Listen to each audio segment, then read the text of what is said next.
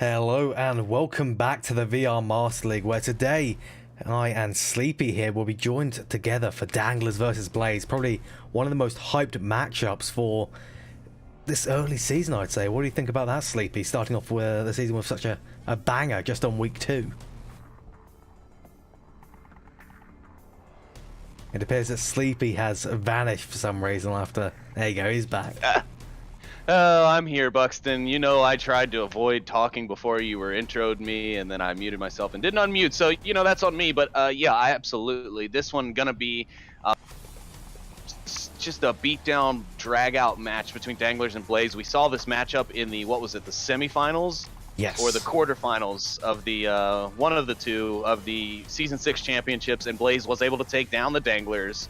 In a stroke of luck and a stroke of great plays. It wasn't a fierce matchup, but now we get the match, the rematch that both teams have been waiting for here in Season 7. And Bucks, and I'm so excited for this one. That's exactly why I jumped on it as quickly as possible when I saw it being scheduled.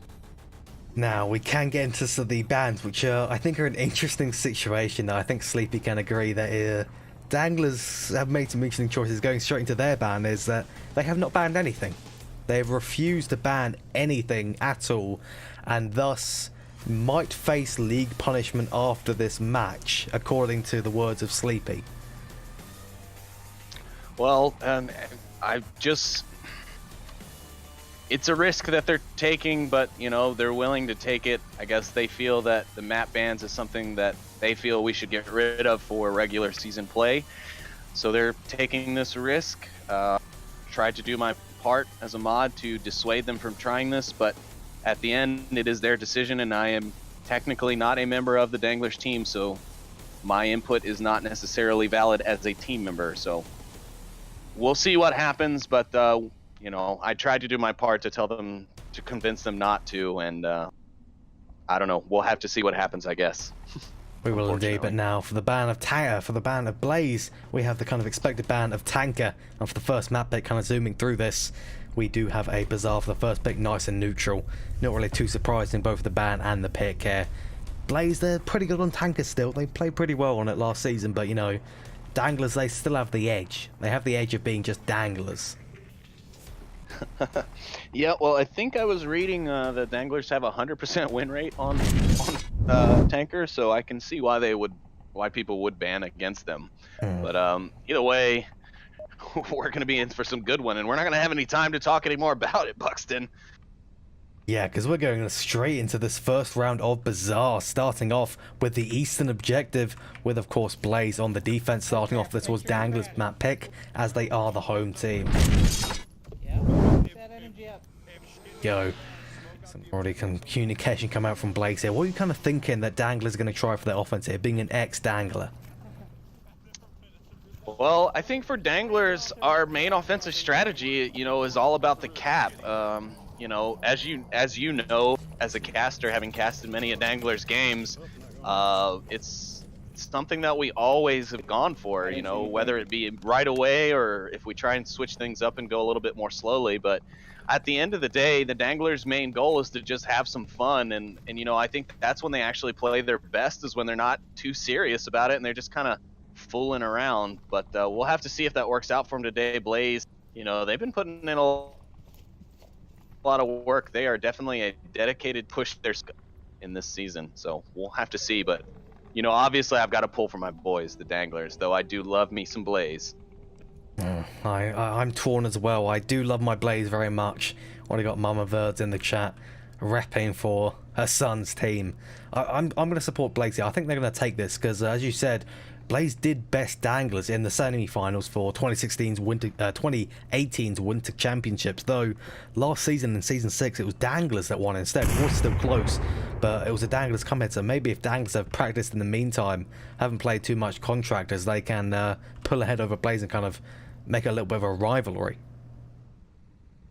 I mean, I can't say the team took a nice break over the holidays. We definitely took the time to spend it with our family and our friends and really enjoy the meaning of those holidays. But from what I understand, the boys have been back at it again pretty hard. Obviously we don't have a full roster anymore, as my 8th slot has now been vacated. But things are still okay in the Dangler world. We'll see how they're faring though here today. And already Batman gonna catch Executioner out. And some more shots go out. Stumping Up comes around that corner, takes down Nalka with a nice flash as well, but Batman takes down Expediter. And Expediter team kills Riverman just before he goes down. Danglers are not looking hot starting off the first round here. Down 4 members, Blaze still having 3 up. It's all left alone in just such a short period of time to the lone man Stumping Up along that east wall. Though he's in a good position, he can hold out here. Yeah, absolutely. He's definitely going to be able to get some picks from this area, depending on if the defense, is foolish enough to get antsy and start rotating around. But it's going to be an uphill battle for him. But I mean, I think anybody who knows Stumpy Nub knows he's pulled off some miraculous stuff before and is probably one of the best shooters, not only on the Danglers roster, but probably one of the better players in the game, just simply because of his natural movement abilities and his map knowledge. I mean, the guy just finds ways to make things work. And I mean, I really don't know. Stumpy Nub is a bit of an enigma. I really don't know how to put my finger on how he's just gotten to where he is, but maybe just a lot of playtime under his belt. I know he's one of those 1,000-hour plus guys, so I know he's got plenty of time in the game, that's for sure. Yeah, absolutely. I agree with him being a little bit of an enigma here, but some nades coming out, one and pretty nicely threaded towards the objective, and Stumpy maybe trying to look for Verds just by the citizen building there. But Verds, I think, has some pretty solid cover, so it's going to be a hard shot to take him down. But as you said, he is a solid player. And that nade, my God, that could have been it for Danglers that round, just if it was a little bit closer to him. Unbelievable. Was that blind as well? Walked right into it. I don't know if it was blind, but Stumpy going to find Verds anyways. He's like, you know what? You're going to throw that grenade at me. Better be ready for my bullets because I'm coming for you. Stumpy Nub gets that pick onto Verds. Mama Verds going to be not too happy about that one. Gnome is the one on the objective here. He's got his buddy, I believe, Batman, just next to him inside the building. Batman did spot Stumpy moving across there. Wasn't quite able to get the shot off onto his body. But Danglers, they have the time for this one man, the 1v2 situation. They have a minute and 45 seconds here. So There should be some corpses near Stumpy. He could maybe retreat back to tank and pick some stuff up, but I suppose it all depends on, does Noman or Batman have the sight line from their position to the tank to stop him from rotating over there, picking the stuff up and rotating back. It's always a kind of a risky play, but it seems Stumpy is more opting for the northern push here. I think he's going to be going in hard soon. Yeah, he's got a minute and 20 left. Noman peeks out. Stumpy realizes that he's there now. He's going to try and angle for another peek. Oh, Noman did take a hit there. Stumpy's going to have to be really careful. Noman's going to pre-fire around it. Both of them going to try and back up that northern alleyway. Batman also rotating around, but Stumpy's out of ammo. He's totally out of ammo. And he gets railed by Batman as he tries to come down the north passageway here. And that's it for Danglers on that round. Kind of a pretty dominating performance from Blaze that round, but you know, the first round's never always the best thing to base the match off of. Yeah, of absolutely. Course, Dangler. The team kill getting a race by Expediter there, just taking off his helmet. Never happened. Never even happened. But yeah, that was definitely a blow to the Danglers offense when that happened. Him killing Riboman and then immediately getting refragged by himself by Batman dropped Danglers down 2 members like right away just after Llewellyn had been picked, and yeah, it didn't do well. And of course we saw Stumpy running out of ammo because he was by himself for so long and got, you know, he was able to secure a couple of picks for the team, but unfortunately in the end he ended up trying to rush in with his pistol and it didn't work out for him. So we'll have to see what they do in the future. The defense is coming now and we'll have to see how they can counter Blaze as they try and take this objective on the East Courtyard. Absolutely. I'm kind of thinking that Blaze are going to be coming in nice and strong straight for the objective. I feel like that's their kind of thing. They like to roll with the momentum. They don't want to like hang back here now, play it slow, just to confuse Danglers. They don't like that. They want to go straight through. They want to take things fast. They want to take it fun. It's like that. We're seeing 2 mirrored images here. You got the fast team Danglers and you got the fast team Blaze. They both refuse to sit still for more than 5 seconds. Yeah, Blaze and Danglers, as well as SMC, though SMC's style is changing a little bit. Blaze and Danglers probably the 2 most similar teams in Onward VRML right now.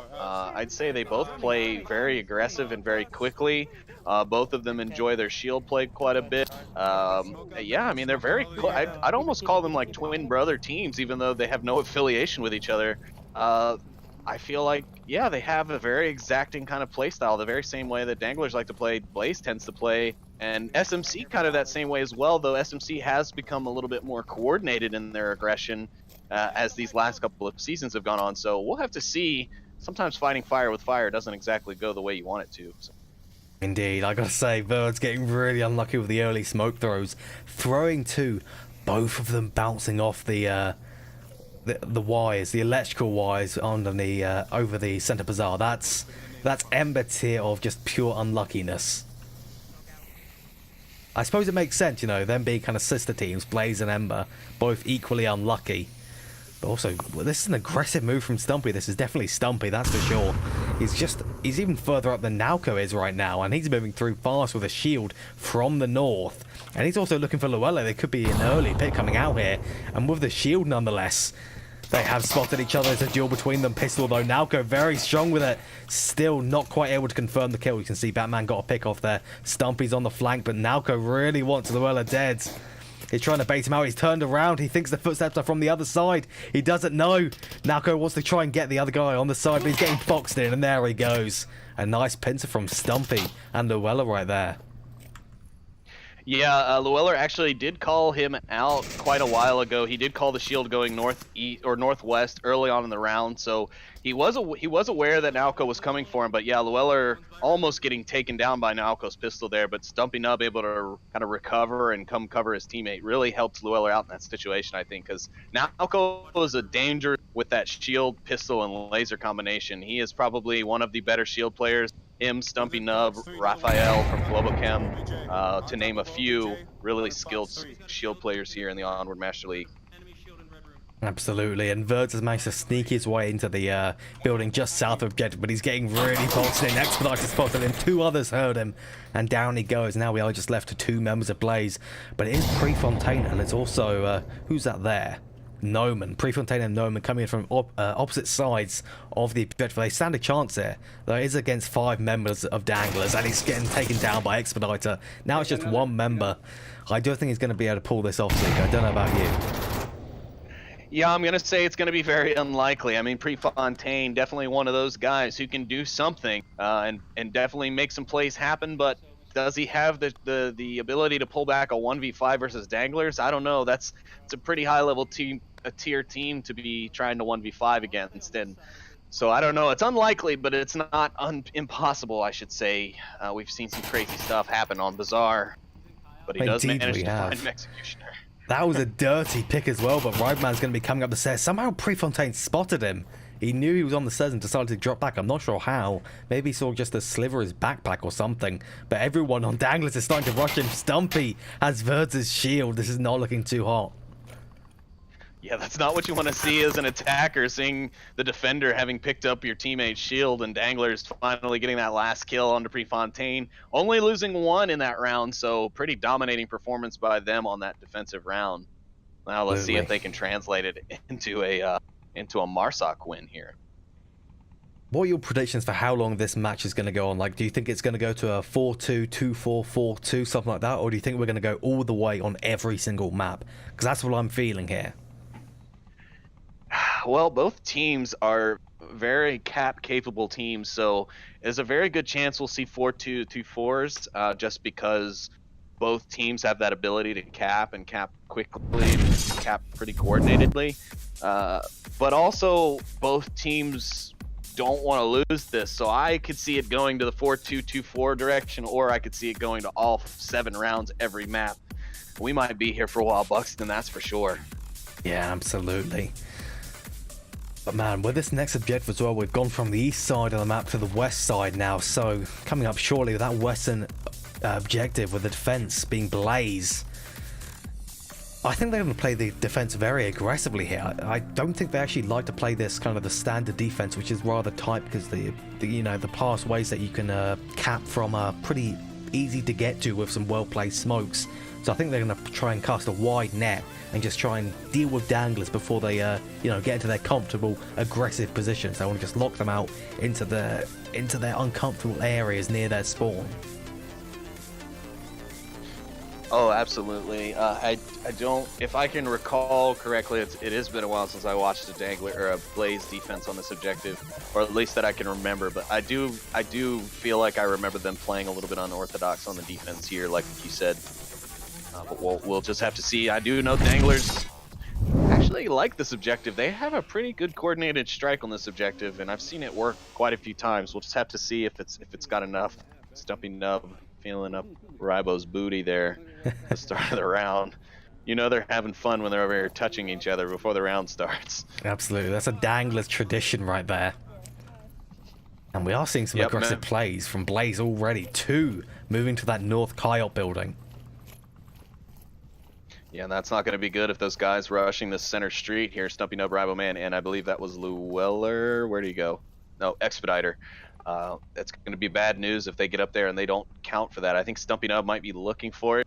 He might be remembering a day that he had when they found him out from up there, but they're not taking any chances now. Ribo on the check as he slides past to get his way into the west. And now they made it past 2 members of the defense. If things go wrong and those guys in the north in that kiosk building don't fall back soon enough, they could leave a door open for the Danglers to rush in and make this play. Absolutely. I believe Nalco was heard by Executioner in the Kyle building though, so I believe they are going to be hunting for at least one here. I know Executioner is being very careful, making sure he's staying nice and silent just below Nalco here. Though it appears that whoever that is in the north, Luella, is totally fearless, and it may cost him his life as he approaches these sandbags.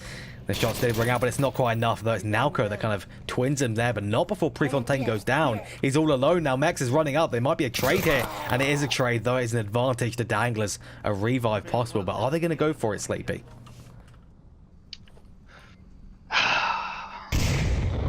Maybe. I don't know. I'd like to think that they know the importance of getting those revives, but at the same time, they do have a pretty good 3-man front here ready to attack the objective, so throwing off that timing by going for the revive might be costly, and I'm not sure. I mean, did Mex make any call outs? If Mex isn't calling out for the team, then they're not going to have any idea to go for him. So it's all a matter of communication and coordination, and we'll just have to see. But if anything, they might just use Mex as a radio beacon to call out anybody whose movement he may be able to see from his limited view. Just in case you're confused looking at the map there is actually still 3 men on Danglers left. One of them is by that southwest corner, but because he took his helmet off, it has unfortunately wiped him from the face of the map. Shots are ringing out from Gnome on that western side. Expediter is in a little bit of a pinch here.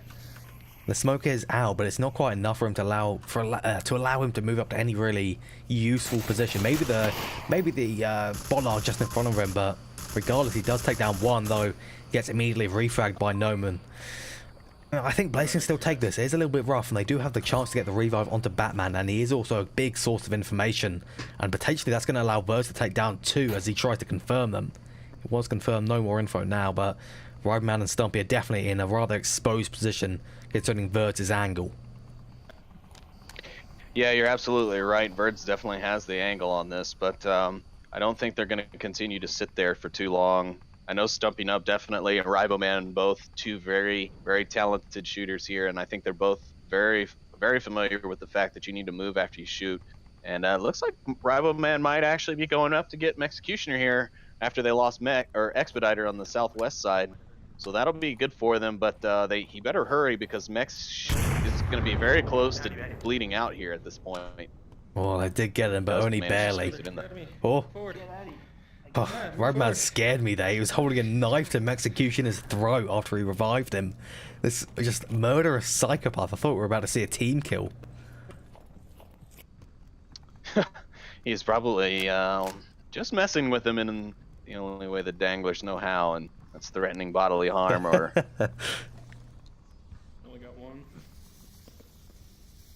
Okay, Danglers now have the man advantage after picking up Executioner. They have 2 minutes on the clock. They need Executioner and Riboman to get into position quickly. Verd's making a lot of movement. He could be the victim of Riboman or Executioner's shots if he's not careful. Here come the smokes, and it's going to be an all-out push here. It's going to be a battle royale for the victory on this map, on this round 2.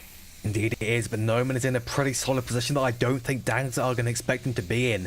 Who really takes this kind of position but this late in the game? But he's popped off those shots, he's giving it away.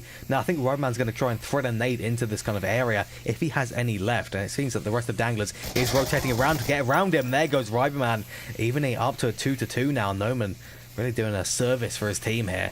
The rest of Danglers are kind of trying to skirt around both members of Blaze here. Yeah, it's definitely not what I would have expected from Riboman. I could have sworn, he would have heard those shots from Noman earlier on, but I guess he didn't, and he went out. I don't know if he was trying to throw that grenade or what, but yeah, Noman comes out and takes the shot. Now Stumpy Nub has made his way across the street, and Verd's he's rapidly running out of time though. He did see Verz, but it's going to be a trade between the two. I'm calling it now. Unfortunately, it's not. Verz goes down, finish off a 1v1, 40 seconds remaining. Is Stumpy going to go for the cap here? There's no way he can afford to, but Noman's going to have to deny it. An amazing clutch by Stumpy at the very end there. A 2-2 to a 1-1 to a 1-0. Look, you can't let him get into that kind of position because you have to rush it, and he has the massive advantage since you're coming around the corner totally blind to where he might be. Really nice play from Stumpy there. Yeah, and that actually, and that right there is a perfect example of that map intelligence and that game intelligence that Stumpy Nub has that just makes him a naturally good player. Obviously he has put in a lot of hours, yes, but it's that kind of innate ability to read the situation and know he doesn't have the time left, and also just know that he's going to be super exposed if he does go for that cap. So he pulled the tablet. You saw he pulled the tablet and then put it away. I think he was trying to bait Noman into thinking he was capping, and as Noman rushed in, obviously he had his gun ready and was ready for that kill. So a nice play there from Stumpy, a very intelligent move from him to close out the round. And yeah, we can already see the beginning of our barn catching on fire, because it is definitely going to be a barn burner. Absolutely. I feel like that's something he picked up from Nightfire after the many weeks of casting with him. He really loves his barn burners. Yeah, that's true. I mean, who doesn't though? I mean, I don't necessarily like lighting barns on fire, but I definitely like these back-to-back Onward, or these back and forth Onward games that we've been getting here lately. Indeed. Oh, but man, this has been a hell of a 3 rounds starting off with. We've seen the rushes on the east objectives. We've seen Danglers get destroyed on the east objective. We saw Blaze then do the same thing in said rush that I talked about first. Then we have here where just Danglers managed to get, well, rather Blaze managed to get around Danglers' initial offense, finish off a few people, and then get taken down themselves. And then Danglers go way around the other side of the map, get the revolve into mechs, and then go for the push. And then, of course, the exchange at the end. Yeah, I mean, as we've said, things in Onward, they can just go anywhere. You can flip it on its head, spin it around, turn it on its side, and it still won't end up that way by the end of the map. Absolutely. It seems there may be some technical difficulties on the side of Danglers here. They are missing. Who are they missing? Let's take a look at my notes quickly. They are missing Luella currently. Appears there may be some tech issues on his side. Man, looking at Stumpy's score just for a second, the can't see this on the stream, but 7-1. That's certainly impressive. It is. I mean, he did have to get a lot of those initial, those picks on that initial round on defense as he tried to clutch that one for the team, and then gets a few nice picks as well in the second round on defense, and then finally gets a couple here as well. So yeah, I mean, things just adding up, things just coming up. Oh man, I forget what the phrase. Coming up green, is that it? I think so. It's coming up Stumpy Nub. It's coming I don't up know. peachy. Yeah, it's coming up peachy. It's working out for him, and as you can see, 7-1. That's a wow. He's really tearing it up right now. He absolutely is. What do you think we are going to see on the later maps? Like, what kind of maps do you think we're going to see? Because, of course, Danglers haven't banned any map, and Blaze have banned the expected map of Tanker. So we have Cargo, we have Subway, we have Quarantine, Bazaar, Suburbia, and Downfall. Well, we don't have Bazaar anymore. We've already played that. So we have Downfall, Suburbia, Quarantine, Subway, and Cargo. I think we'll see Cargo for sure, but do you think we'll also maybe see a larger map like Downfall or Quarantine? I know Blaze is good on Downfall, much better than Danglers, but do you think they'll want to stay true to their speed, small map roots? I think we're gonna see Blaze choose Cargo on the next map, because I think they are very strong on Cargo, and I think Danglers will choose Q1 or Subway. Interesting prediction. And Blaze again bringing out the double shield with Verds and Nalco. Yeah, the Blaze team, very good usage of that shield. Nalco being probably their top shield user, but Verds, also a great shot with that shield, also a great player with that. Looks like Stumpy Nub going to get very aggressive on the defense as well. Again, on the north side, he's far north in the Kiyot build. Excuse me for those hiccups there. He has gotten very far up into the Kyo building here, and he actually might be able to take down Verds. He's certainly hearing Verds. He's stomping about. He's fearless with the shield. He's going to peek out, blind fire through the window, take down Verds. And Nalco also goes down. 2 shield users finished off in an instant. One in the north and one at Kion. Another may be able to try and take down Stumpy here, or rather Stumpy might take down him instead. Prefontaine should absolutely know that Stumpy's in this room, but is he going to be able to get to kind of put him in the right location in the room when he blind fires into it, as I expect he will very shortly? Or maybe he won't. Maybe he'll stay silent. I think he's assuming Stumpy moved, but he is going to come up and find Stumpy on a nice peek, and he's going to finish him off right away. Stumpy Nub, not sure if he got any information out. I didn't hear any call out coming from Stumpy on the radio, so not great, but of course Mexicutia are going to have heard that exchange as well. He's probably going to relay that information back to the Danglers. But so far, Danglers doing a good job of stopping this push. I mean, they've taken down the shields already, and I'm not seeing anyone else picking those up right now. Prefontaine not picking it up. Expediter's going to find Batman, though. And now it's all up to Noman and Prefontaine to finish this up. Noman playing with a hurt back right now, actually. He's probably in his back brace. I know earlier when he helped me co-cast the earlier match today, he said he was sitting here in his back brace while he casted with me, so I hope he feels better, but props to him for toughing it out and playing through that pain. Absolutely. He's very dedicated to his team, and hopefully his push in the Southwest here is just as kind of successful. He needs to really kind of try and link up and do something with, who is that in the far north? Kyle there. That is Prefontaine, just beyond the Roverman on the screen there. With the smoke popped, it is possible for him to try and move up into blue room maybe and take down Expediter, but it's going to be a very hard shout for him to actually manage that, so he's going to back off instead, try and link up and do a duo with his good friend Prefontaine. Yeah, I can say that I'm not exactly surprised that Danglers are taking this right now. The defense that the Danglers have for this objective is pretty successful. I don't think it's ever allowed a cap, but it has occasionally failed in the way of kills and being killed. But yeah, I think Danglers have worked out the angles that need to be covered on this objective pretty well. Obviously, when there's still 5 of them, as the numbers drop, that coverage will undoubtedly slim. But Expediter are going to find Noman in that southwest, and now it's all Prefontaine all by himself. From the exact same angle as well. I've never seen someone really play this corner because it's quite a dangerous one. You're silhouetted on Volk against the bright blue wall, so it's a dangerous one. That's why they're not checking it, but it's certainly one that's not particularly hidden. If you know to look for it, you're certainly going to be spotted in it. Yeah, and Prefontaine heard Riboman and maybe even saw a bit of his elbow, but he's not going to be able to actually connect. He places the fire, and now they know where he is. They know where he's coming from, so he may have wanted to actually change up his routes a bit more because and Riboman calling out his own position to his team, but I think Prefontaine's also going to have heard that. I hope he did, because he's certainly kind of stalking towards it. He saw his head. Prefontaine did take a hit there. Executioner is actually on the flank there. This is a dangerous path, though Prefontaine could potentially actually take down Executioner. Yep, Mex is playing very loose. He didn't check behind him as he backed out of that building, and that was dangerous because all Prefontaine had to do right there was just wait for him, and he could have watched him just back out of that room.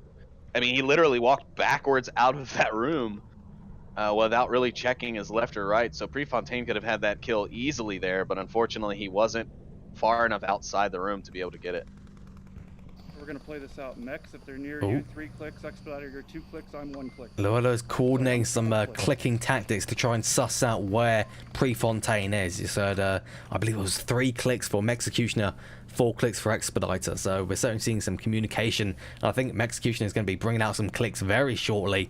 Maybe they'll actually be bullets instead, because Prefontaine is kind of walking to the trap. But it's actually Expediter's trap from the long-range angle, from the blue room.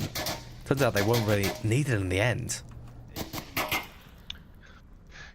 Well, that makes me a proud Sleepy. I can say that. I think anybody who knows the Danglers and knows how I play know that I am like the communications guy. I'm the one who's usually filling the radio up with constant chatter, counting our teammates, counting our downs, counting everything out for the team so that they can focus on their angles, because usually I'm the guy who's close to the objective, who's kind of tucked in and can just stare at his tablet for 6 minutes. But yeah, it seems that communication is staying up with the Danglers, and I'm very happy to see that as an ex-member of the Onward Danglers, the Danglers Onward team. So very, very happy to see that. It makes my heart very full to see them still utilizing such great communication even in my absence. Absolutely. I think one of the main things, if you ever lose like a core member like that, someone that does communication, it can be a really, really big issue to kind of build up, because communication isn't something you can really, you know, train easily. Like, you can't practice communicating in the heat of an actual match. You can do it in a scrim as much as you like, but if you're like on adrenaline in the middle of a match, you know, with a 2v2 scenario where you have to communicate, it could be hard to remember to do so. It's got to be something you build into your mind after, you know, hours and hours and hours of just constantly communicating, regardless of how much pressure you're under. Yeah, that's absolutely right. The pressure of the league matches, especially ones like this where it's a big rematch and both teams want the victory, that pressure is on. And here we go, Danglers getting their favorite spawn for this Keyot objective. What do you think, Buxton? Are we gonna see a patented Danglers quick cap here on this eastern spawn? We're gonna see some dongling going on. We're seeing some dongling, I bet. Blaze obviously knows Danglers very well. We've scrimmed with them many times. We were very close with them as a team as they first started out. So, you know, they obviously know our playstyle. They know how we like to do things, but will they be ready for a full-on dangle here on this Kiat objective? I have to say, it looks like Blaze is very ready on this east-hand side. Exploiter has kind of snuck into the eastern courtyard here, but I don't think it's quite going to be enough. The rest of his team is still kind of stuck in their blue. You can see Nalco just taken out by Stumpy there. So it is looking up for Danglers currently, but Prefontaine is on the flank for Exploiter. They're circling around the building. Neither of them spot each other, but it's Ragman that cleans up at the end. Verz goes down from Exploiter. Batman's going to try and peek and take down Exploiter, but instead it's Exploiter who takes down Batman. Now it's just one member of Blaze remaining, and down he goes in a trade between Noman and Mex. Danglers, such a dominating performance on Bazaar. Unbelievable. Wow, yeah, and even though they didn't cap, they still managed to get all 5 kills within that first minute. I mean, it's only 5 minutes and 3 seconds left on that round timer. So a very quick round nonetheless, even though the cap didn't come out. And Danglers, yeah, going to take this map pretty handedly 4-1. I think we could have seen a cap if not for the fact that Blaze were ready for that eastern push. Because they had 3 people all lined up on that eastern courtyard waiting for them. You had Verge watching the long angle. You had Batman in the previously objective room.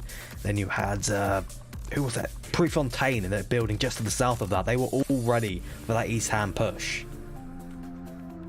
Yeah, like I said, you know, Blaze and Danglers, pretty tight-knit group of teams. You know, we scrim each other a lot. We practice with each other quite a bit. Or when we can, at least, anymore. It used to be a lot more frequent. But, yeah, I mean, I'm sure they've studied game tape and everything on Danglers. And it's a pretty common thing for Danglers to do. And you know what, Buxton? I was wrong about map number 2. But I have something to say on that once we cover that here in just a moment. Oh, this is certainly an interesting one. But I did. This is the one I predicted. You're wrong, Sleepy. Ha! So we can get into the second map pick. It's going to be the Downfall pick from Blaze. They've been pretty strong on Downfall. Last season, they only lost it 18% of the time. That's solid.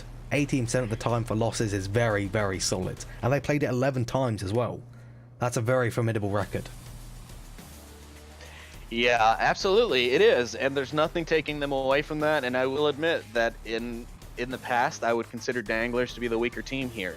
However, there's been some changing in the way some of the players on Danglers play Downfall in the terms of whether they still play freehand or with stocks. And that dangerous man, Stumpy Nub, has decided that Downfall has been a lot more fruitful for him when he uses a stock. So I'm interested to see that stocky Nub and his danger, because I've heard, and I've not experienced it myself per se, but I've heard Stumpy Nub has become a bit of a pain in the arse on Downfall with that stock. So we'll have to see.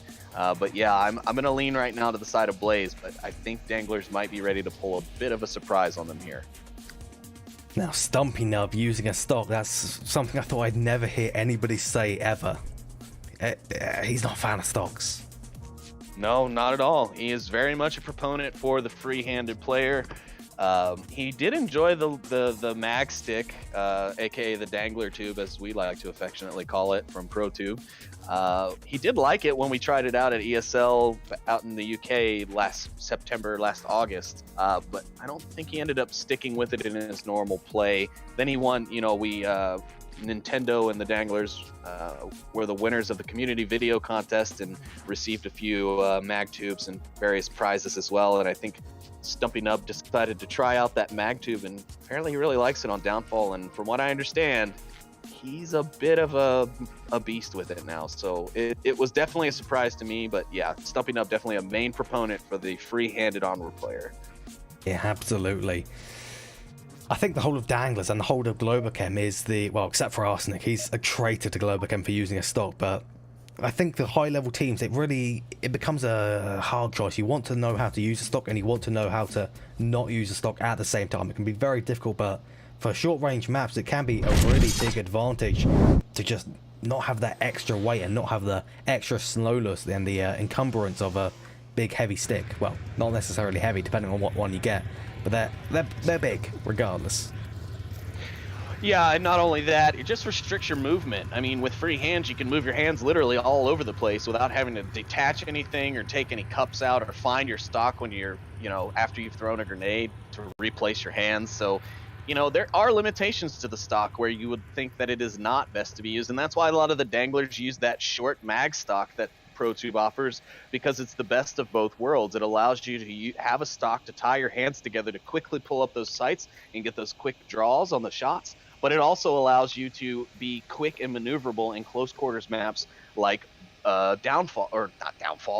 Suburbia and Cargo and things like that, Tanker, where danglers tend to excel with their aggression. So a lot of the danglers now using those short mag sticks for their stocks now. Second floor, Very interesting to hear. A lot of fire towards the central hotel there, just a little bit of suppressed fire, trying to clear it out in case anyone moved up, but it appears the Danglers are playing more of a conservative defense here. They've got a guy way up in the far north. Never seen someone play that position before. It's the madman himself, Stumpy. And you've got Executioner and the rest of the team in more common positions, like on the objective, just by the lower right truck, on the far west, all very common, except for the anomaly himself. Yeah, the only thing that concerns me right now about the Danglers defense is that there's nobody watching that basement. Granted, there's 2 members in the south that will need to go down before they can make it there, but if they do and no one's paying attention, that basement is open to attack, and Danglers aren't ready for it. Although the Danglers may have a bit of an advantage here. One member of Blaze has had a disconnect. It was in the southwest, and now it's just one man left. Who was it actually? It was not ready. Was not ready playing? I don't think so. No, it was Prefontaine. It looks like. Yeah, Prefontaine. If he was still in this, if they didn't swap him out on the last map. Yeah, I don't believe they did, but Nalco and Mex are literally separated by one thin wall now. It may be stone, but it's still rather thin. Mex, I imagine, is feeling some pressure from the clicks and the clacks just next to him. Yep, Executioner giving the sign that there's an enemy close by to him. Unfortunately, with the more discreet code signals that the Danglers have, it doesn't always give you the information of who's clicking, but at least you know that someone is clicking and that there's someone nearby. Unfortunately, Mech's not going to be able to call out anything, because if he does, Naoko's going to tune in on that and attack it. But here comes Naoko pushing into the basement. Now will Executioner catch it? Oh, he almost doesn't. He turns away at the last second, and I thought Naoko was going to get that, but he was able to snap back around just in time to get the kill. Very high speed reactions from Executioner there. Now, yeah, Verdes he knows that it's just him and Batman. I don't know if they're a particularly strong duo together, are they? Who's that? Batman and Verdes. Noman was telling me Batman has now been able to commit more time to Onward than he has been in the past, and he is now turning himself into quite the little beast, but I can't say that I can recall Batman and Verdes working together, before. Verdes going to get the pick on it. Riboman with a nice headshot, but Expediter's going to return that favor almost immediately, and now it's all up to the Batman. All up to Batman, the last one left on Blaze, and it's a hard one against 4 members of Danglers with 2 minutes remaining on Downfall with the long-range angles and no utility. I have a feeling he's not really going to survive this. I don't know about you, Sleepy, but I'm not entirely confident, though. He did get the headshot onto the Weller. That's certainly a good one, but Stumpy is still, again, in his anomalous position that maybe he's going to see Batman and take him down with that nice stock. Yeah, we'll have to see. Batman moving through the open now. Did Stumpy Nub catch it? I'm not quite sure that he did. Batman putting shots onto the objective building, and my concern now is no one is inside the objective building. If Batman runs past Expediter and Expediter's not paying attention, this could go very badly for Danglers, even though they should be able to take this first round with no troubles. Yeah, this could be going pear-shaped very quickly, but Batman is going to be pressured out by the time eventually. And I think Stumpy is probably going to rotate soon back to the objective, just because really, with 30 seconds left, all hope relies on just the objective. And with that many people up, you can afford to make kind of a risky run back to the objective, just to make sure that no one is going to do anything ridiculous. But yeah, as you said, he just walks straight to the objective. As long as he doesn't make too much noise around Expediter, he can go straight to the basement, get his tablet out, and cap without anyone realizing it. But of course, Batman has no way of knowing this. He doesn't have this top-down view that we all have. Yeah, Trip gave it a pretty suiting name, called it Caster Vision in the last game, and I kind of like that, so I'm gonna start using it. Sorry, Trip, I'm ripping you off. Oh, here it comes, the Batman, confrontation, but it's Expediter that goes down. Very unfortunate, Stumpy. That long-range position really paid off eventually. The anomaly might have just stopped the cap. Yeah, absolutely. I was very concerned there as Expediter went down, thinking, oh my goodness, there's no way, it's over now. He's going to rush in, he's good. Granted, he would have been very tight on time. As we look, the countdown on the remaining time was at 27 seconds, so he was going to have his work cut out for him, but the coverage was just barely able to get him and stop the cap. So good on Stumpy. A nice attack though from Blaze. It did fall apart, and I think obviously that disconnect not helping them in the slightest. But still a valiant effort from them on that attacking round. It's an unfortunate side effect of games in general. Sometimes you get the random disconnects for online events like this. It's a sad time, but it's unavoidable. Maybe it'll get patched out eventually, who knows. We'll just have to hope about that. But despite that disconnect, it was still very close that round. I think he could have pulled that off if just maybe Birds and who was it that got picked off just kind of by an unlucky peak. Must have been someone. Oh, that was it. Who got killed by Executioner? It was them. Now go. Yeah, now go. If Executioner just looked away for a second, well, half a second longer, he would have won that train. It would have been a much better and easier ride for Blaze that round.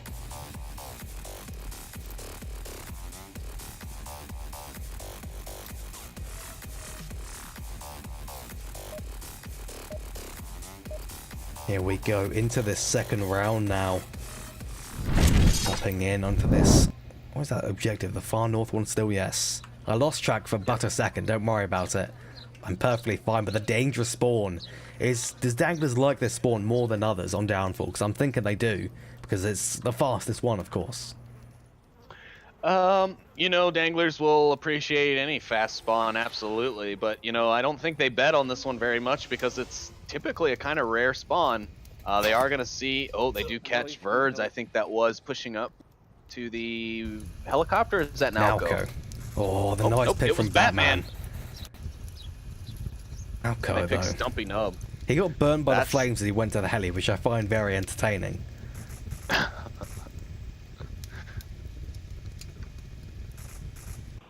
Oh my! Riboman calling out Noman's position, and Noman, it's almost like he heard Riboman calling him out. He takes the nice headshot and takes Riboman down.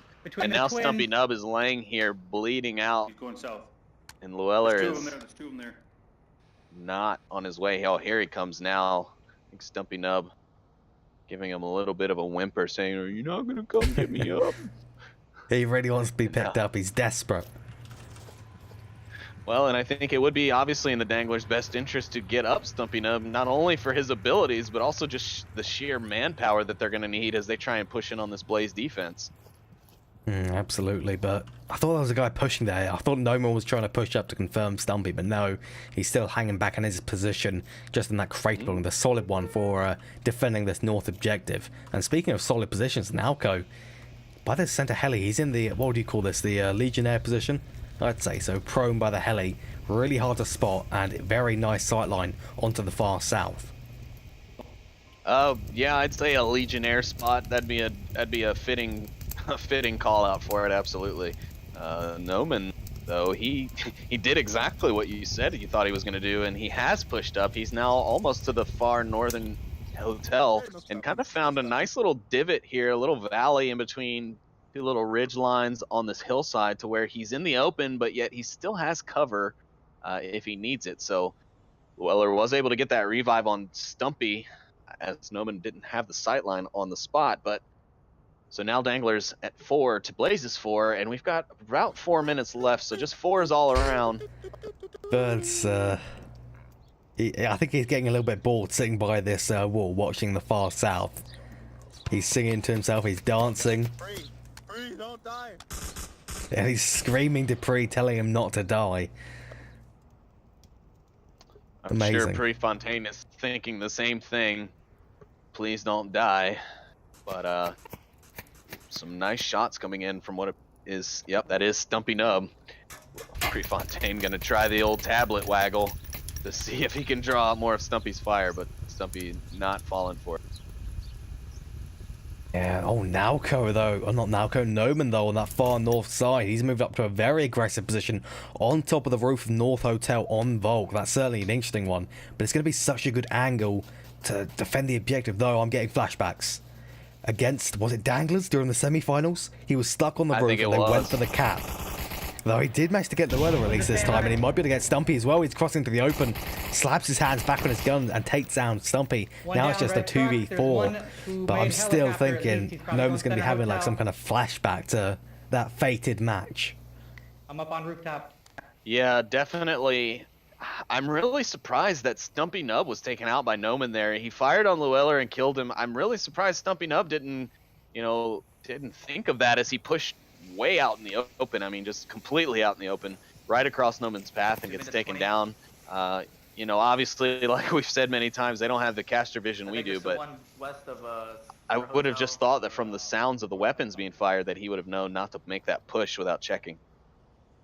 You would think so, but he started moving just as the shots came out from Noman, so I guess it's a bit of a unfortunate timing a lot, because it takes a little bit to kind of figure out where things came from, especially when it's a strange position like North Hotel that people don't take too often on Volk. I can't hear you if you're holding down your microphone.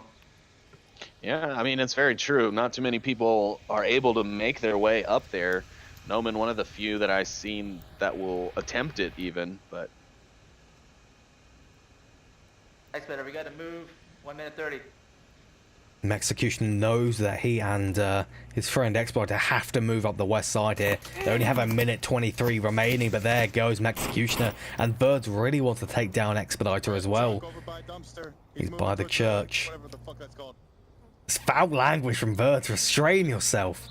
Your mother is watching. Yeah, he's behind it. Well, she's probably hearing it from upstairs anyways, so no matter if we censor him on the cast or not, she's probably going to hear it no matter what. Very true. Exploiter under heavy fire here, getting suppressed from the north bungalow and the north wall at the same time. There's no escape for him right now. He just has to rush out, and down he goes. No chance of escape there. Unfortunate situation at the end there for Exploiter, but Blaze are going to try and take this as far as they can. A 1-to-1 now. Absolutely. That was a good round from Blaze. They did a great job establishing their defense. Noman's push up to the North Hotel was very much recommended, especially after the damage he was able to cause. Once he cleared out that side, he was able to push all the way down to, like, I think that was South Bungalow or North Bungalow, where he could also angle in on Expediter and just add to that suppression that he was receiving. So, yeah, I mean, a great play from them. Danglers just kind of falling apart at the start. Stumpy Nub getting taken down. Riboman getting a headshot almost immediately from Noman after he called him out. And then Llewellyn taken down. Stumpy being refragged again by Noman as he had pushed up. I mean, yeah, it just didn't go the way of Danglers in this round, but now they're back on defense, and they started on defense, so they could always just defense their way out of this one. Yeah, they could indeed, but what kind of objective we see next is, no, it's going to be a similar one, not quite the exact same. That would be, well, it's not possible anymore, thankfully. In the past, you'd have the same objective several times over. That was not a fun time at all. I'm sure you remember it very fondly, Sleepy. Yeah. The west objective, just by that west bungalow. That's slightly a more capable one for Blades and later on Danglers after this round, because you can kind of prone up in the smoke, try and get one just desperately, but it's very open as well, so I think there's going to be cap attempts, but they're going to fail. That's what I'm thinking here for the next 2 rounds. Possibly. It looks like we will be having a small break here. I was just received word from Noman on the Blaze side that they are going to be swapping out. They are going to be swapping out they're swapping out Prefontaine for another member, as Prefontaine is having trouble staying connected to the lobby. Danglers also having some mic issues apparently on their side, so I think, Buxton, this might be a good time for us to go ahead and jump to a brief intermission, maybe grab some glasses of water for our tired throats and bring it back. Let these folks have a little break from us. We'll go to that intermission. We'll be back in approximately 5 minutes, more likely about 4 minutes, so we'll see you then. Don't leave for too long at least. Go grab some coffee.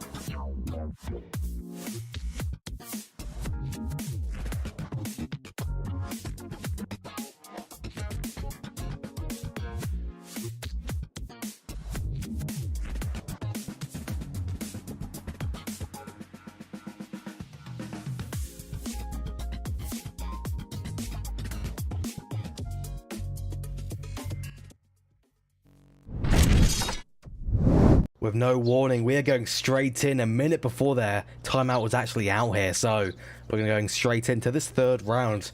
Again, still with Sleepy here. Hopefully you got your coffee quickly enough. I know Sleepy literally just got back from pouring out some water, so hopefully these teams are still nice and prepared.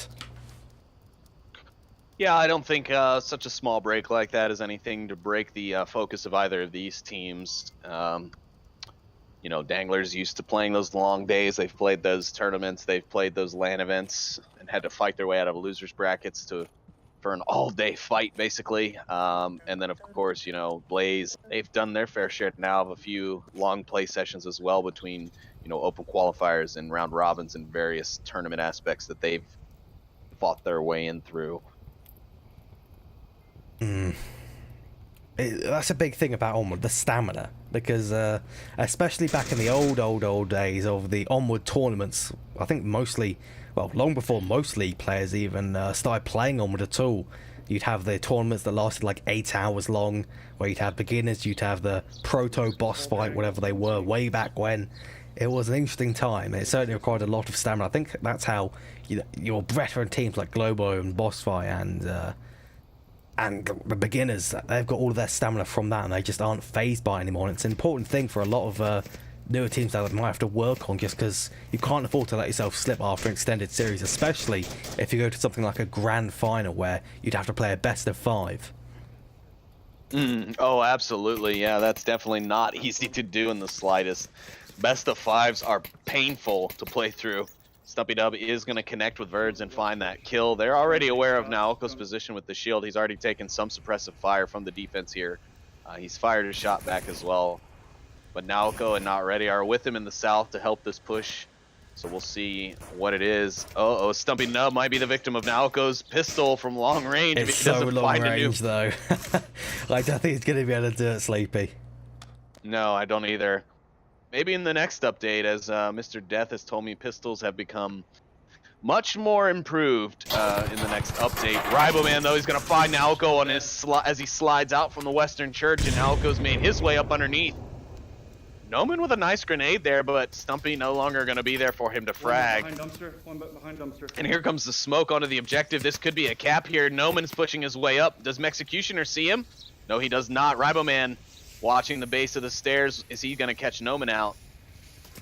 He may be able to. Xbotter is watching that objective like a hawk, so I don't see a cap coming out anytime soon. But Riboman is in big danger. Noman, yes, he's not looking around, the shots ring out. I'm not sure if that was directed toward Noman or not. I don't believe it was. Riboman's totally occupied. He runs up the stairs. There goes Riboman. And now they know that the Center Hotel has a hostile in it. Danglers have to focus on this. They have to stop them from getting too close to the objective. Yeah, and Llewellyn and Not Ready going to trade Llewellyn with a headshot, immediately killing Not Ready. And now it's just Noman as he pushes towards the objective. He's got 3 members of Danglers, all eyes on. He's going to have to utilize any and all smokes that he can find nearby in order to make his way through, because otherwise he's just got nothing but an open field between him and that hotel and that objective. Absolutely. It's going to be a very, very hard push for him to make. I believe Noman's been in this scenario a few times during these matches now. But he does have a smoke. He's going to throw it onto the objective along with a grenade somewhere. Actually, you're throwing it way out into the open, and it's now possibly going to get shot by Exploit. He's just walking around in the open, no cover. He does get taken down. Not sure what the plan was there, Sleepy. Not sure at all. Yeah, I'm not either. I was honestly surprised it took Expediter that long to shoot him when he popped out the doorway there. I thought he was watching that angle. Maybe the wall was maybe preventing the drop, you know, because there is the difference in elevation between that ice cream truck building and the entrance to the north or the Center Hotel. So maybe the elevation combined with the wall and the objective stopped Expediter from seeing Noman, but he should have been able to see him as he popped out of that doorway. So took a little longer than I expected, but either way, Danglers secure the round, and it's up 2-1 in their favor now. Indeed it is, and with the same objective, with Blaze being on the defense for this one, with Dangs on the offense, do you think Danglers are going to be able to pull ahead here? They've been playing very strong so far. They've not really been allowing Blaze to take too big of a lead, though Blaze are a lot better on downfall statistically than Danglers are, so I'm not sure if it's quite that Blaze might be slipping here, or that Danglers are kind of just, they're feeling good, and they're playing good as well. So what do you think? Do you think it's Blaze kind of slipping, or Danglers playing well this match? Because statistically, they haven't really had too much luck on downfall in past compared to Blaze. Yeah, I mean, statistically speaking, you're right. Blaze should have this right now in their favor. But Danglers know how to play this map. It's not that they don't know how to play it. A few members of the team, mainly Stumpy. Stumpy's isn't necessarily a big fan of this map, mostly just because of how long it is, and it's just a lot of waiting around. I've experienced firsthand him sitting in a corner, angry that we were in on downfall several months ago. Yeah, he will literally go into the objective and just sit on his butt and not do anything, like a petulant little child sometimes, but it's okay. It doesn't change the fact that I still love my Stumpy Nub. Thank you. He's a funny guy and a great shooter. But either way, yeah, I don't know. Dangler's definitely playing well. Their Mars talk is a little weak right now, I'd say, on downfall here, but I can't say that's not to be expected. They're having fun though, and that, like I said earlier, when the Danglers are having fun, that's when they're playing their best, because they're not putting that pressure on themselves. Because I feel that sometimes when we overpressure ourselves, we'd end up making a lot of mistakes that we wouldn't otherwise make if we were relaxed and just playing it for fun. I hear Stumpy's dog ate his stock. Is this true? Stumpy's dog what? Ate his stock. Oh, it did? Apparently, according to Ponzi at least. Huh, this is news to me. Oh, apparently so, yeah. Maybe that's why he doesn't use a stock. Maybe that's why. Just his dog consumes them. Maybe the dog is the reason he doesn't like them. Been subtly manipulating him over the years. To be fair to those dogs, I can say that a Pro Tube would probably look like a nice little dog toy. You know, all those sticks and things for it to gnaw on and kind of chew and whatnot. Not ready. Putting pressure on Stumpy Nub, but Noman gonna find Llewellyn, and Riboman gonna find not ready to help out Stumpy Nub and be able to get him pushed up. Certainly not a pretty sight. I didn't realise Not Already had pushed up so far. Of course, Not Already did sub in for Prefontaine because of those connection issues. That is correct. I am really hoping that we see Expediter come back for this res onto Llewellyn. I mean, it is a very exposed angle, and that... Yeah, never mind. It's a bad thought Pretty sure because I there just is a got one member that of downstairs. Blaze up on the roof of the North Hotel again, and I'm going to Noman assume again. that that's Noman. Yeah, Yeah. he really loves this spot, but it might be a bit of a cause for Taking issue shots on the from side right of Blaze wing, because he is right being rock. watched like a hawk from someone at upper red trying to see. Expediter, he's watching it through the window. He does not want a repeat of the last round's performance. That's absolutely right. Yeah, he's over by stables or East Red Truck See. somewhere. Okay, you got 3 members in the south here for Danglers, ready to start making their push. Riboman in the dumpster Oh, building. This fake out. This fake out, Sleepy. It's beautiful. Oh, yep, trying the tablet technique. I see. It has worked. I mean, the Danglers used it in at the ESL tourneys, and the casters there. Jason and Blue thought it was pretty Might have funny. just got him. They thought that Llewellyn had completely given up on the game, and he was just waving to the other team, when in fact he was using a pretty new strategy Yeah, at that sounds point like in time. it Oh, Noman gonna find One it. down. Executioner on a super long angle. Executioner was leaving the southwest valley, and Noman's still on that rooftop. That is a hell of an angle for an LMG shot from that range. Indeed it is, and he's going to pick up another as well. He's on a double truck is kill. down. Make that another member of Danglers going down. It's just Riboman left up on that dumpster with a revive possible, but highly unlikely for Danglers. It's not looking good, and I think Batman's going to be the one to clean this up. There's only that one man left, and he's kind of right next to it, just ready and waiting. I don't know if Riboman gets this pick. Naoko, I think he just might have run into his wall. I heard a very familiar thump coming from him when he checked his gun. That's unfortunate. Uh-oh, Noman's putting pressure on Riboman now, and he's got 2 members of Blaze right in front of him in the center hotel. He's trying. He does find Batman. Now Naoko's there too. If he finds Naoko, this objective is wide open, but it doesn't matter. Noman, again, with those long-range shots of that G3 auto from that north rooftop. Amazing kills from him in this round. He's 8-2 for this map, Buxton. That is Noman impressive. Noman is on fire. The back is apparently standing up straight is good. The back brace is Yeah. helping out, I think. I'd say. And this is not how I expected Downfall to kind of go here. They've already been stopped, both Blaze and Danglers. They've been stopped trying to take the center hotel. A few times, well, maybe once they've actually gotten in there, but then they've just been wiped totally because they run out of time or something like that. I think that's the main kind of thing with teams that are more inexperienced on the larger maps, is that they just run out of time or they don't take positions that they need to fast enough, so the enemy team takes them instead, and it's just bad times all round. Absolutely, but I'm thinking forward now. I'm liking this new objective. I think with this objective, we could be seeing a cap. I mean, both teams very capable of this objective right here. We do have the all-purpose, multi-purpose East Dumpster objective, as it would be called in EU. East Dumpster objective. Is there a dumpster at this building? I don't think There is in the west. That's West Dumpster there and East Dumpster on the other side. Oh, I see. You're referencing the building as east and west and not in the direction of Yes. the map. Okay, I understand now. Otherwise it would be slightly less West Dumpster. That would be a strange call out, Sleepy. Yeah, it would. Oh man, but we are getting what we paid for tonight, aren't we, Buxton? A hell of a matchup here so far between Danglers and Blaze. Both teams just leaving it all out there. Yeah, we have indeed. Both of these teams are not really holding anything back, which is always nice to see early on in the season. I think most of the time teams would kind of be experimenting, trying to find new tactics, but we're seeing these teams kind of at their roots there, just ready and waiting to do what's got to be done to get the win.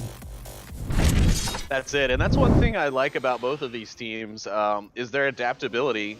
Both of them are pretty able to take a situation that's gone wrong and fix it and kind of adapt to the situation. Danglers, it's more of a recent skill, I'd say, of theirs. I mean, they have players that can do it individually, but as a team, I think they're just now starting to kind of get into a groove of recovering from those types of things. Blaze does a pretty good job of it as well, though sometimes I have definitely seen the frustration in them if something that they've thought was going to be super effective doesn't work out for them. And Bird's going to find Llewellyn out quickly. I might have one confirmed as well. Yeah, that's a very nice pick onto that kind of western dumpster area. Nice long range one, and also you saw at the start, Exploiter almost taking down one or two members of Blaze that tried to go around the far east. I think it's kind of almost stopped them in their tracks, or maybe that's just a plan, because now there's only one moving up the far east side, and if he goes to the far south hills, it could be a bit of an issue, as he's going to be getting very quickly stopped by Exploiter.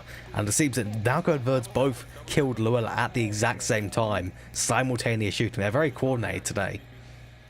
Yeah, that's the second time today I've seen one person get killed by two separate people at once. That's got to be a terrible feeling, being ripped in half by two different angles of bullets. But Blaze is looking good, and now I'm worried for Stumpy Nub. If he doesn't stop messing around outside and get in that objective room, he's going to be super exposed that the Blaze team can take down Expediter here in the northeast. Or, I'm sorry, yeah. Oh, yeah, in the northeast. Yeah. This map is confusing sometimes because of its orientation. Yes, it can be very strange. But Verds and Nalco still the pair, the standard pair, I think, of Blaze, starting to move up from the north bungalow. They want to move down, but it's still pretty hard. Noman's in an intense firefight with Exploiter at the complexes, so unfortunately, it's going to be Noman going down. He's still got one member of Blaze to kind of contend with for control of this complex, but he's injured as well. This is not looking too good to defend against the remaining member. Yeah, I was really concerned for Expediter there. He was fighting Noman, who's definitely got that LMG, so he's got way more rounds to fire before he's reloading, and Expediter had to reload mid-firefight, and it almost cost him, but he was able to secure the kill on him, and that was, had me on the edge of my seat. Stumpy Nub gonna get a pick onto Verds. Nalco was also just taken down, I believe, by Mexicutioner, or maybe Riboman. I thought I heard a drone for a second, but no, it was just some the ambient tank. noise near the tank. Yeah. Batman is looking for Exploiter, though. He's slowly making his move on the complex. Exploiter might rush out. He was certainly thinking about it at the very least. Might have spooked Batman, because he's going upstairs now to the second floor, which is not going to be too useful, because if he pops off any shots, he's just going to end up getting railed by Exploiter the second he tries to leave, or just get locked into the second floor. But the info isn't going to be too useful either. Maybe he's just checking it just to make sure Exploiter isn't in the second floor waiting to catch him out. Yeah, I mean, from the looks of his motions, it does look like he's mostly just kind of clearing this upper story to make sure that Expediter's not here, because he knows that shots came from this area, but he doesn't know exactly where. And of course, he's counting on the relocation of the shooter, but there goes the shots. Batman does indeed find one. He finds Stumpy Nub on the objective, and that's not good, and that's exactly why I said Stumpy Nub needs to stay his butt inside. But Stumpy Nub gonna play the game that Stumpy plays, and unfortunately it will get him killed in this situation. Absolutely. Batman should know that Exploiter is here, but Exploiter, of course, knows that Batman is here as well. There was a lot of mic popping when he was up in that second floor, and of course the shots as well. But Batman has to clear this. He knows that someone's in there, but he's walking blind in. Totally blind as he went in there, gets taken down. And now we're just left with Not Ready, the captain of Blaze, to move up from the northeast of the objective. Yep, Not Ready. Still focusing fire on Mexicutioner.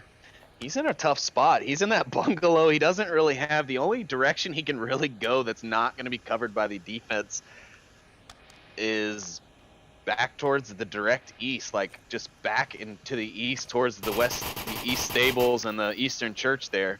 But no, he's going to try and fight it, and Riboman's going to find him, and Danglers going to take their third point of the round and go up 3-2 here on Downfall. I'll get the map right eventually. Not quite in quarantine yet. No, maybe we'll see it. Maybe the Danglers will surprise us with their map pick. Yeah, I don't know. I still feel a strong suspicion that Danglers are going to pick Subway for their last map. Now, I don't know that would be- why. That would be amazing. I would like to see that. I would too. I mean, they played it against Global Chem, and that was a surprise to me. And then now they're gonna play it here, or might play it here. I really don't know. We'll just have to see, I suppose. We'll just have to see how this kind of final map turns out. 'Cause if it's a 3-3, do you think, well, if it goes to Blaze, but it's a close one, do you think that they're gonna risk it here? For that Subway third map. No. If it comes closer, if Blaze take the map, they will probably change up their game plan and go with something a little more tried and true.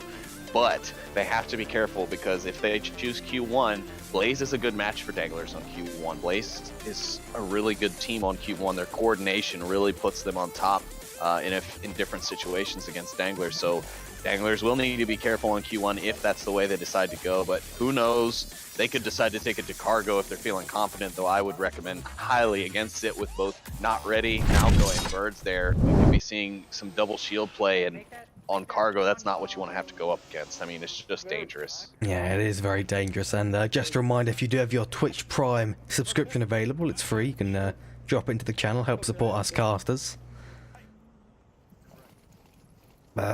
Going to this round now, it's the same objective, of course, that Eastern Dumpster, with Blaze going a pretty quick rollout straight out of spawn towards objective, and Gnome with the early pick on the Exploiter. A headshot as well. That's not good so far. This is not good at all. Oh dear. And Noman goes up 9-3 now in the round with that first pick of the round. This guy is just carrying Blaze through this round right now with his picks. Danglers, they're not discouraged losing only one member, but that might hurt. They've lost their chieftain, Stumpy Nub, with a nice headshot from Not Ready. This is not looking good as the Danglers approach, but they will have one more. There will have one more defensive round. He's on North Marsok. To put up a fight and hold off the Blaze offense. Three friendlies up.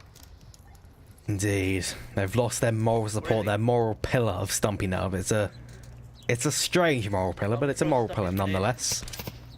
I was gonna say, I don't know about if it's a moral pillar or not, but he's a pillar of some kind for the team, and he's definitely well loved by all the guys, and you just can't not like Stumpy Nub. I mean, yeah, he gets a little trolly sometimes, but he only does it if he loves you. So if he's trolling you, it's just because he loves you. Indeed. Danglers did lose another member on that northeast side. Verts finally got him, and was that C4 from Not Ready? I don't know how he just dropped there, but my executioner went down and Rybo took a hit. I'm not sure what damaged them initially. I didn't hear any gunshots. It was gunshots, yeah. I think maybe the sync on your end didn't pick up the first set of shots, but yeah, I did hear the shots when he got nicked. So yeah, he did get taken down there by Not Ready. Not Ready doing damage from this position. Right over here. Wow. Just smothered. Utterly smothered by Blaze. Well, that Subway prediction is not looking too hot now, Sleepy. Well, like I said, if Blaze managed to come back and take this map, then I'm sure Danglers will choose a different map. But you never know; those guys are crazy sometimes, and they'll just do things just to spite me, if you will. Indeed. That round only lasted 2 minutes. That's a bit of a stark difference from the previous rounds, going down to like, what, 60 seconds? 2 minutes? That one only lasted 2 minutes at all. They're speeding up at the end here. They want this map over and done with so they can go to something more both teams' pace. Yeah, absolutely. This is definitely a map that doesn't match these teams' typical play styles very well. I think Danglers were trying to play that one a little bit more in the way of the Dangler, but that early pick on Expediter didn't help, and then Stumpy Nub being refragged not 30 seconds afterward, that was already to, the captain and probably the top fragger going down. But right now, Arrival Man's actually top fragger for Danglers. He's 7-5. And that comparison with Noman's 9-3, not quite as great, but still doing quite an impressive job with those picks coming out from Rival Man. Indeed, and Noman is still on his kind of a strong streak of 9-3 here. He's been doing some serious work. I gotta say, how did he get the dead-on shot, full auto, with the G3 across downfall with Hollow? I'm not sure how he does it. The recoil on that thing is immense. It's unbelievable. The recoil on what now? The recoil on the G3 auto. No, it's not. That thing is a laser rifle.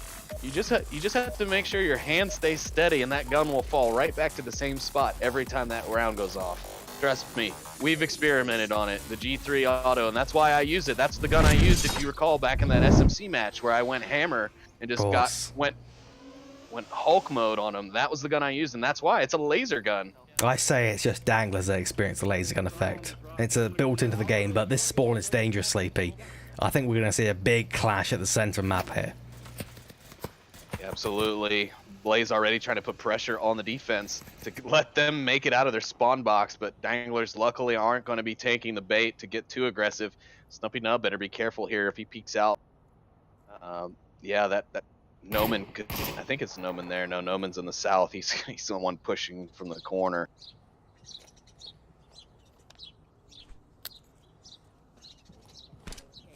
Well, he's getting some smokes out as well. He's trying to move up, Noman that is, but Batman's going to get picked off. He got too aggressive pushing out into the open, and they can't allow Riberman to take control of the center hotel roof here. All the Blaze is still trapped in spawn. What's going on here, Sleepy? They've just been pressured to stay where they were.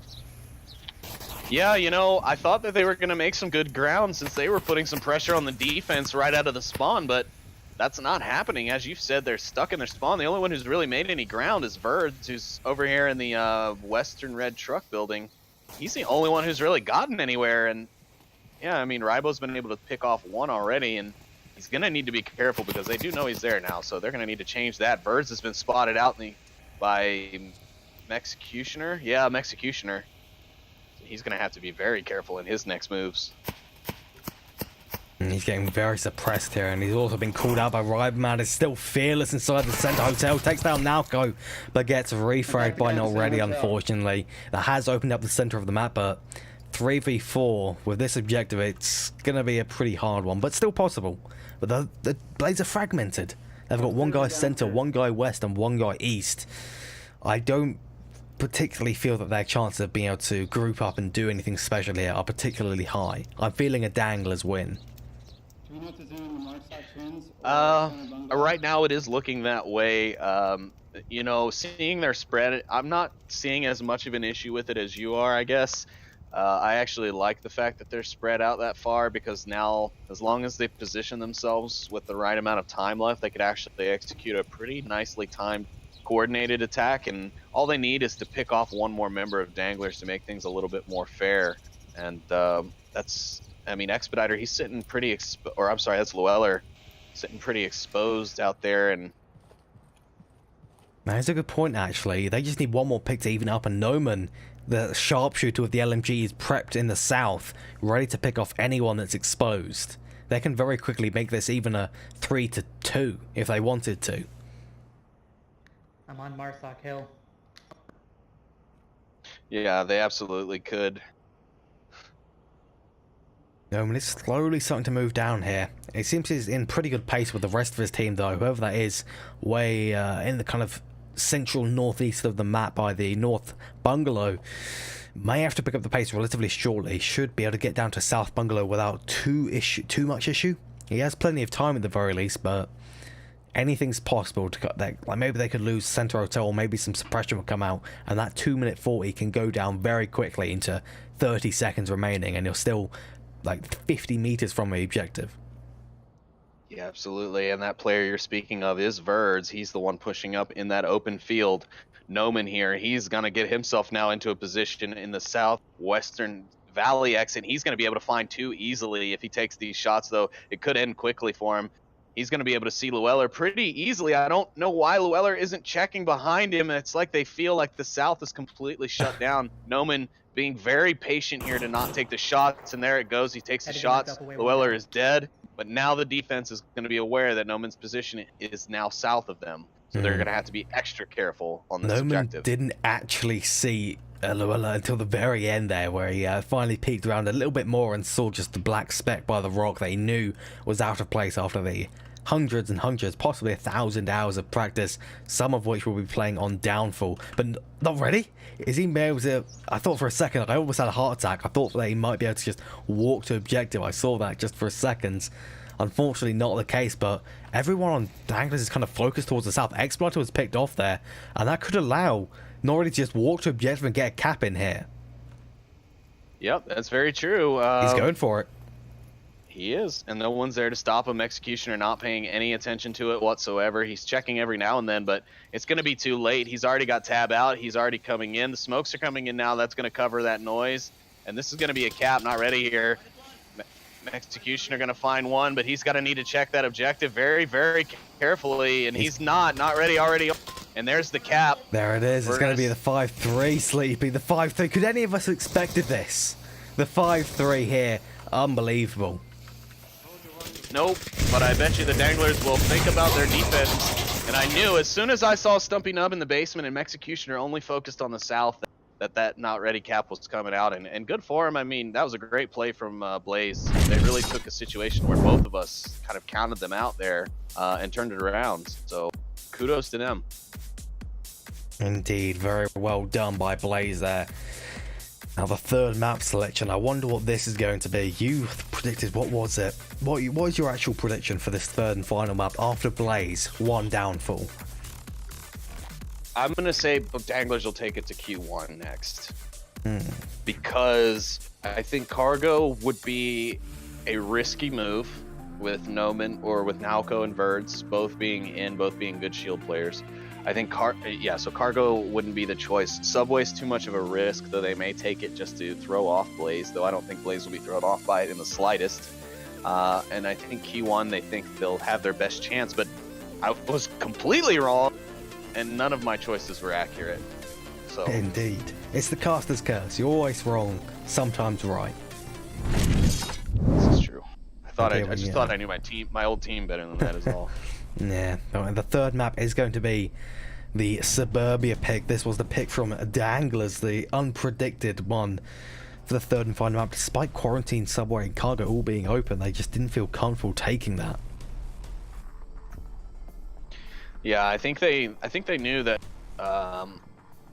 Blaze would be a risk on Quarantine 1, because Danglers do play Quarantine 1 strong, but Blaze also play it strong. And again, Blaze's communication and coordination, I think, would have edged out the Danglers here and on Quarantine 1. But since we're on Suburbia, I don't really know what to expect. I haven't seen Blaze play Suburbia in a while, and Danglers just never ended up having Suburbia called out against them very much while I was on the team. So not really sure how this one is really gonna. We'll have to find out. Indeed, we will. I wonder what objective we're going to be seeing starting off with. If we actually take a look quickly, it is going to be that northwest objective. Please hop in so the stream can also see that. There you go, that northwest objective. I'm kind of getting the same feeling I had in the previous maps, is that Danglers will try for a rush to the objective under the cover of smoke and try and get a cap in. That's what I'm feeling. Maybe some shields included. I don't know about you, but I'm thinking that. Well, like I said, Dangler's ultimate goal is always to cap, so there's definitely going to be some attempts made. Will it be an all-out offensive assault onto the objective? I'm not so sure. That play can sometimes be called as an audible on the field once we get into the matches, so can't really give you too much insight there, but I'm assuming that they're going to go for the cap for sure. Just whether or not it'll be hard and fast or slow and coordinated is the real question. Indeed it is. I'm expecting some seriously aggressive plays during this third and final map, though. Both of these teams want to take it. I don't think either of these teams are going to be the team to kind of get scared when you're on that third and decisive final match. I think they'll try to get more and more bold with their plays as the pressure increases. Oh, absolutely. I don't disagree with you there at all. It's a bit of a false start there, unless I just hallucinated that bleep. I might have. It felt like a false start there, but We'll have to see. Because hopefully we should be going into this round very shortly. Hopefully. We're hoping on it. But regardless... Again, aggressive plays. I want them. I want them. I'm addicted to Sleepy. I really need to go into rehab for the addiction to aggressive plays that I have. Maybe Danglers should come with me, and Blaze, and possibly SMC. Yeah, you would be in good company, that is for sure, Buxton. That is for sure. I always thought that you had more of a grenade addiction than you did aggressive play addiction, though. So, That is a maybe that's on me. dependency rather than an addiction. I see. That's purely physical. I need that to stay alive. Oh, But okay. fast plays are purely mental. Maybe a little bit physical as well. Maybe it'll progress to that later on. But regardless, You with heard it Sleepy here laughing in the background, we're going to the first round of Suburbia. Now let's take a look at Danglers here. Stumpy again, sitting down as the round starts, nice and relaxed, ready. Now having to slowly limber his way up. And he drops his tablet immediately. Brilliant. Stumpy's ready. He's ready, Sleepy. I hope so, because Blaze are not going to make this easy for Danglers as we head into map number 3. They're on the attack. Will they be ready? Execution are going to be the first to possibly run into some action here on lane 1. Oh, what a beautiful grenade there. Bounced that would have landed pretty much exactly on the tipped over truck. That could have been beautiful. Nalco is also taking a very uncommon position by the, well, relatively close to the objective. It's the crate, the little Hesco wall, just by the entrance. Can Executioner see that elbow of Naoko poking out? I hope so. Yeah, he can. And he takes it full advantage of it and gets him. He does get the confirmation as well. Riboman and Stumpy Nub going to utilize that to gain that advantage onto the field. Ribo not going to take any chances. He's going to double tap that body just to be sure. Well, actually triple tap that body, I should say, because Executioner double tapped his own victim. Like a good Dangler should. I gotta say, this is a questionable defense in my opinion from Blaze. They're very far from objective. Very far from objective. And there's a chance for a double nade to come out onto Not Ready and Verds. It scares me deeply. Yeah, it is. I will absolutely 100% agree with you. This defense is so risky. You got 3 members of Danglers now stacked up, ready to make the push. The smokes are coming out. They're covering a really good distance, actually. I think we could be seeing that cap attempt coming here. Here comes a grenade. It only grabs Stumpy Nub, though. Another one comes out. Doesn't get anything. Riboman's going to find Not Ready. That's going to weaken that defense even more. Stumpy Nub and Executioner still in the west. They've got plenty of time. That smoke's still billowing out. There is the pre-fire coming out from Verds, goes through the wood and takes down Stumpy. It looks like Mex and Riberman are both crossing, but Batman's going to be ready for them. Mex actually going for the cap along with Riberman. Batman goes down. They could get the cap here. 2 men capping. Verds gets taken down. 1 member of Blaze, but it's too far. He's on the flank. It's going to be the cap for Danglers. Unbelievable. Noman totally unaware of what's going on. Coming from the flank, but it's just not enough. But they're slow with this. Oh, they finally got it. Scared me for a minute. That could have been a loss. Yeah, that was the slowest cap I've ever seen from a Dangler, actually. Typically, you know, well, you've watched a lot of their casts. You know, it's a couple of seconds and it's in and over. I mean, yeah, there are a few times where things don't quite go our way, but maybe it was the fact, maybe Ribo was messing with Executioner or the other way around, and he was telling him false numbers while they were trying to get the cap. You know, I mean, I'm telling you, those Danglers are crazy. They'll do some dumb stuff like that on the objective just to have some fun and mess with each other. So I wouldn't put it past either of those two to be messing with one another while they were capping that objective. That would be a very Dangler thing to do. They love to dongle on each other. No euphemism intended. Maybe some, actually. I don't know how your meetings go. Yeah, they go about as well as you expect, Buxton. Batman 9-6 total scores so far. Take a look at my notes. What was the previous score of the season 6 matchup? It was 10-7 with Danglers winning. There's still a chance of that happening. However, Danglers would have to pull ahead. Actually, no, they couldn't get the exact same score because they got too many points on the previous maps. Yeah, if anything, they would max out at 11 at this point, right? 11 They or could even 12? do better than Season 6. Maybe they've improved despite the potential slacking off in other unnamed titles. I think James may kill me if I say the name, so I will avoid doing so. Well, you already said it once. No, that You didn't already said happen. it once. Retcon it. Didn't happen, Sleepy. I love it, Buxton. You know- Okay, Ian. What is this, the third James round? knows Second we round? love those boys. This is only round 2, Buxton. Yeah, Danglers now on the defense. It's Blaze's turn to see if they can get this cap. Oh, here we go. I wonder what the sentiment on Danglers is quiet. They don't care about communication. They're just ready. They know what they want to do, and they're going to do it, I think. But I think this is a double shield again from Verds and Alco. Yeah, it is. Maybe they'll do the Yeah, same. I wouldn't be surprised if they did pull out the double shields here. Obviously, they've got 2 of their best shield players in the game, so why not utilize them, right? And this map can definitely be a good one to use the shield on, especially when we get to objectives like the center house. But Blaze utilizing a lot of utility quickly. I've seen 1, 2, 3, 4, 5, 6 grenades, I think, come out already. Yeah, something like that. And I saw a really beautiful one right at the start go for the objective, and it was just glorious. You know, I've seen counter nades come out from Danglers already, but they're so far ineffective. Noman trying to get that shot onto Max. He's thrown a grenade, and it's going to grab Noman on the far truck. He's going to go ahead and get those double taps. Verd's going to pick up Llewellyn meanwhile. Executioner better watch out. Those grenades coming for him. And they do get him. Stumping Up finds Verz, but not ready. Refrag Stumping Up almost immediately. Riboman, he is almost by himself. He's got Not Ready coming up right behind him. I don't think he hears it. No, he does. He turns and fires. And now it's all up to Naoko and Batman, as they are the last remaining members, and Naoko's going to be taken out by Executioner on the porch, and Riboman finishing it off, and Danglers going up 3-0 on Suburbia, and really taking this map outright so far. Yeah, just not enough utilization of those smokes. They were so good, but the guys on the west just didn't kind of push along with the guys coming through center and east. Not really, kind of just got hung out to dry by Naoko and, was it Batman as well? I believe so. Yes?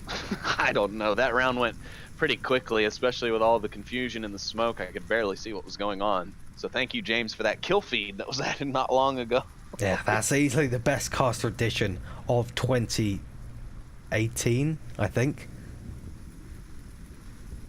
Certainly is an absolutely fantastic feature, but with Danglers up 3 points now, this is looking like they're going to try and close this very quickly and make it even more of a victory than Season 6's matchup, which was, in case you want to go back and watch it, November 6th, November 5th actually. That will certainly be interesting to compare the two. I imagine Blaze and, well, maybe just Blaze, maybe Danglers as well, but I think it's going to be just Blaze overall, going back to that matchup and trying to figure out what similarities they can find in the two. Yeah, absolutely. You said November 6th, and I got excited. I was 5th. like, what happened on my birthday? But It was before your birthday. yeah, it was an early birthday present. Oh yeah, maybe that's why they lost. Maybe that's why Blaze lost. It was an early birthday present for you, but they had to fire back for the second matchup during the semi-finals. And that they did. And unfortunately, we were playing without our Stumpy Nub at the time due to a punishment placed upon him for that Q1 spot that he utilized against Globo Kim. Hashtag free Stumpy. Smoke right away. That's I'm a it. Stark supporter. Are you gonna throw your clips So yeah, so that was a rough weekend for us. I think our guys played very well at that time, but Someone got Blaze in just lane they two? just That's brought a in lane better two. game, and you know that's why they won. So they deserved that win, and we can't take that from them at all. Some really nice smokes coming up from Verts here. And is this a triple Volk rush straight through center? What is this? You see Noman already got a pick there, and Batman gets another. 2 members of Danglers down, immediately make that 3. Exploiter goes down. And now there's just 2 members left. We're only 23 seconds in. What is going on? Roadman's looking for another one. Don't think he's going to get it quite just yet. Unbelievable. So much action. Nalco's going to go down. A refrag there, but this has been a very action-packed 40 seconds.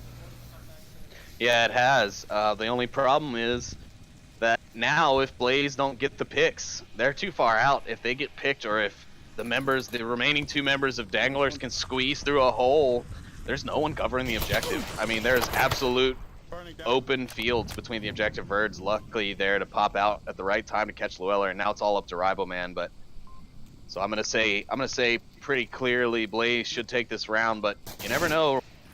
Nope, and there it is. Blaze get their first point on the map.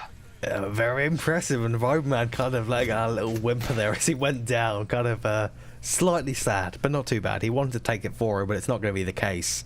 I gotta say, that 3 triple rush straight through center like a spearhead, that's a nice tactic. That's a very good one to defeat the enemy's pace, try and disrupt them. Yeah, I think that actually worked out well, and I think that was exactly his intent, was to shake up Danglers and catch them off guard, and that it did in spades. So gotta give it to Blaze. That play worked very effectively versus the Danglers, finding a little aggression with some defensive aggression, and they were able to take out 3 within like 30 seconds of round start. So that was it's a good play from them. They did what they could to salvage it, but unfortunately Danglers do succumb to the Blaze defense there in round number 3. Indeed. Now, I wonder if Danglers having that kind of, what do you call Suburbia on this objective, a bulk advantage? Would you call that? I'm not sure. I think I'd maybe say it's more neutral for this particular objective. I think just due to the simple fact of the play time of all the players in this game particularly, but in general, seeing as Suburbia is one of the oldest maps in the Onward map rotation, I would have to say that even if the map were a little balanced one way or the other towards Volk or Marsoc, I think because of the player knowledge from the individual players and the teams at this point, that advantage goes away in regards to this map, in my opinion. I think a good team can counter any defense on this map, but we'll just have to see. It's on Danglers now to just hold this line and stop this objective from being played, and this could be the series right here. Indeed. Speaking about Suburbia being one of the older maps on the league, do you remember when it was first released and everyone played it? Literally everyone. There was not a single lobby you could find sometimes that wasn't Suburbia. It's a good map. It is a good map, and yes, I wasn't quite in Onward yet. I hadn't gotten my Oculus and my PC at that time, but I was already a big fan of Onward. I was already watching a lot of its YouTube videos from various people like Viper and some of the other members early on who were creating media for Onward. Excuse me. And so when Suburbia first dropped, I was, kind of hip to that and all of that because of the YouTubers and the content creators that I was watching. So when nice frag from Stumpy, it could pay off, but no, Naoko just outside that range right as it explodes. But a good attempt from Stumpy nonetheless. But yeah, I do recall the time. Unfortunately, though, I was not quite yet a player to have experienced that. But still, when I did start playing, that's it.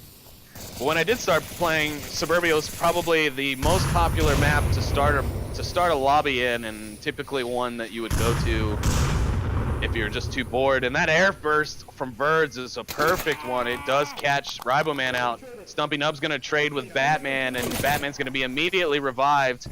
They're going to finish off Stumpy Nub as well. Danglers down to 3.5. Riboman is now just calling out. Here come the smokes from Blaze. They're going to be going for their cap attempt here. Yeah, they're going to be going straight in. Looks like they are going to try and get the revive. Nalco was picked up nice there by Luella, though he gets refragged. Expediter looking for another refrag, but Verds might be able to take down Expediter. So much fire. There goes Mex. The revive denied by Noman. And now the nade coming out might be able to take down one. Unfortunately, not. Yes, it does. Oh! Expediter takes down Batman with that brilliant nade. It's just that one man left. Noman's desperately trying to take him down in slow motion, but because of that smoke, Rideman is going to be calling out the info that Noman is just behind this barrier here. It may not be too useful in this kind of scenario. Oh, he's getting shot. There he in a tough goes. spot. Yeah, there it is. Can Blaze take this back, Sleepy? It's very possible. Dangler's gonna need to focus up here, but also looking at this next objective, I don't know.